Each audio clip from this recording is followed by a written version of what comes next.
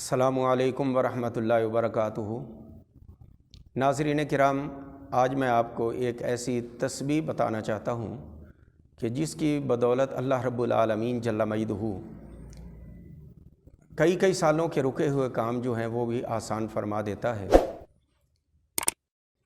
حاضرین محترم، ناظرین کرام، حضور نبی کریم علیہ الصلاۃ والسلام نے فرمایا کہ جو شخص ان کلمات کو پڑھ کر اللہ رب العالمین جل مجدہ کی بارگاہ سے دعا کرے گا تو اللہ تعالیٰ اس کی دعا کو قبول فرمائے گا۔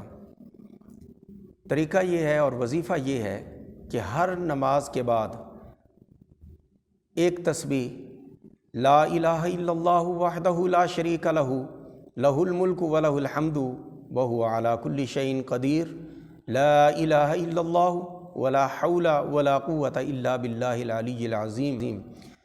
جب تسبیح مکمل ہو جائے تو اس کے بعد اپنے پروردگار جل مجدہ کی بارگاہ میں یقین کامل کے ساتھ مانگیں تو اللہ تعالیٰ دعا قبول فرمائے گا اور ہر نیک مقصد جو ہے اللہ تعالیٰ اس میں کامیابی عطا فرمائے گا۔ اللہ تعالیٰ میرا، آپ کا، ہم سب کا حامی و ناصر ہو۔ والسلام علیکم ورحمۃ اللہ وبرکاتہ۔